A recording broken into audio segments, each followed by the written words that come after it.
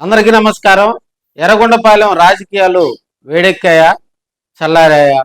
ఎర్రగొండపాలెంలో నిన్నటి వరకు వైసీపీలోనే రెండు వర్గాలుగా భావించినటువంటి అక్కడ నాయకులకు, కార్యకర్తలకు ఎర్రగొండపాలెం మాజీ MLA Adimulapu Suresh full clarity ఇచ్చారు. నిన్న జరిగినటువంటి ఒంగోలు నియోజకవర్గ విస్తృత స్థాయి సమావేశంలో ఎర్రగొండపాలెం మాజీ ఎమ్మెల్యే ఆదిమూలపు సురేష్, ప్రస్తుత ఎమ్మెల్యే తాడిపర్తి చంద్రశేఖర్ గారు ఇద్దరు పాల్గొనడం జరిగింది. సో వారిరువురు కూడా స్టేజీల మీద మరి ప్రసంగాలు చేయటం జరిగింది. ఆదిమూలపు సురేష్ గారు చేసినటువంటి ప్రసంగం ఆసక్తిగా ఉందని తెలియజేసుకోవచ్చు.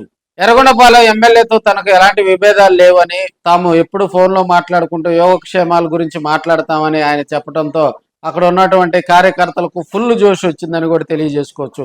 నిన్నటి వరకు ఎర్రగొండపాలెంలో ఆదిమూలపు సురేష్ వర్గం అంటూ, తాడిపర్తి వర్గం అంటూ అక్కడ నానా హైరాణ చేసినటువంటి కార్యకర్తలు, నాయకులు ఆదిమూలపు సురేష్ గారు చెప్పినటువంటి మాటలకు ఒకసారిగా కంగు తిన్నారని కూడా తెలియజేసుకోవచ్చు.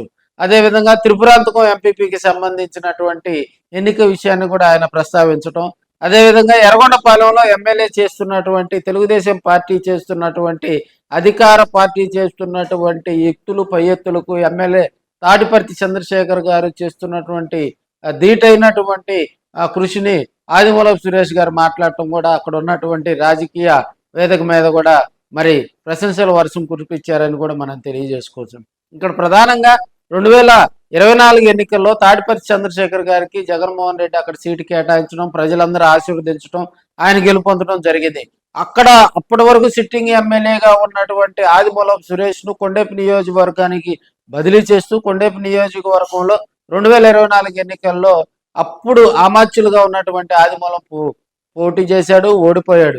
సో మళ్ళీ ఆయన చూపు ఎర్రగొండపాలెం వైపు ఉందని మధ్యకాలంలో కొన్ని యూట్యూబ్ ఛానల్స్, సోషల్ మీడియాలో భయంకరంగా ట్రోల్ చేయడంతో దాని మీద కూడా ఆదిమూలపు సురేష్ గారు మరి కౌంటర్ ఇచ్చారు. ఆయన ఎర్రగొండపాలెం మళ్ళీ వస్తారని వైసీపీలోనే ఒక వర్గంగా, ఆదిమూలపు సురేష్ వర్గంగా చెప్పుకునేవారు కూడా మరి కొంతమంది తెలుగుదేశం పార్టీ నాయకులతో కలిసి ప్రచారం చేశారని అక్కడ టాక్ అయితే వినిపించిన నేపథ్యంలో దానికి నిన్న జరిగినటువంటి మీటింగ్లో ఆదిమూలపు సురేష్ గారు కూడా ఫుల్ క్లారిటీ ఇచ్చారని తెలియజేసుకోవచ్చు.